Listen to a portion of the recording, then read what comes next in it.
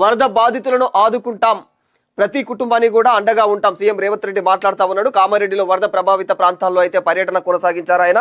అయితే ఆ పర్యటనలో భాగంగా ఆయన చెప్తా ఉన్నాడు, కామారెడ్డిలో జరిగినటువంటి ఏదైతే ప్రకృతి విపత్తు జరిగిందో ఆ విపత్తు కారణంగా ఏర్పడినటువంటి అవకతవకలన్నీ కూడా మేము సర్ది చేస్తాం. అవన్నీ వాటికి సంబంధించినటువంటి లెక్కలన్నీ కూడా మేము బయటికి తీస్తా ఉన్నాము. ఎంత నష్టం జరిగింది, ఎంత పంట నష్టం జరిగింది, ఎంత ఆస్తి నష్టం జరిగింది, ఇవన్నీ కూడా బయటికి లెక్కలు తీస్తా ఉన్నాము. ఇక ఈ లెక్కలు కేంద్రం దగ్గర ఉంచాము, ఇప్పటికే కేంద్రానికి వినతి చేస్తా ఉన్నాము.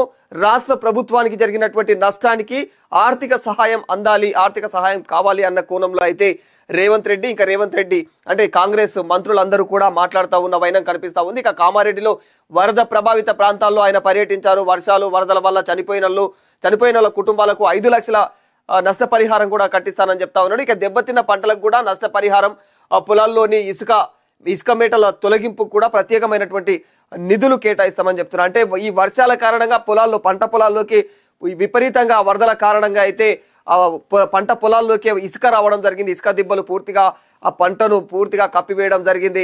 ఇప్పటికే వాళ్ళ పొలాలు పూర్తిగా అస్తవ్యస్తంగా కూడా మారిపోయినాయి. సో ఇలాంటి ఇసుక దిబ్బలన్నిటిని కూడా తొలగించడానికి, రైతన్నలకు అండగా ఉండడానికి వీటికి సంబంధించి నిధులను, వాటికి సంబంధించి కూడా సపరేట్ వాటిని తొలగించే ప్రక్రియకు కూడా నిధులను కేటాయిస్తామని చెప్పేసి అయితే రేవంత్ రెడ్డి చెప్తా ఉన్నాడు. ఇక ఇండ్లు కూలిపోయిన వాళ్ళకు కూడా ఇందిరమ్మ ఇండ్లు ఇస్తామని చెప్తా ఉన్నాడు.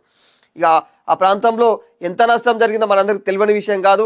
ఎక్కడివక్కడ ఇండ్లు పూర్తిగా కూడా నేలమట్టం అయిపోయిన వైనం కనిపించింది. కాబట్టి ఈ తరుణంలో ఎవరెవరైతే ఇండ్లు కోల్పోయారో, నివాస స్థానాలు కోల్పోయారో వాళ్ళందరికీ కూడా ఇందిరమ్మ ఇండ్ల కింద అందరికీ కూడా ఇందిరమ్మ ఇండ్లు అందజేయడం జరుగుతుందో అని చెప్పేస్తా ఉన్నాడు అనమాట.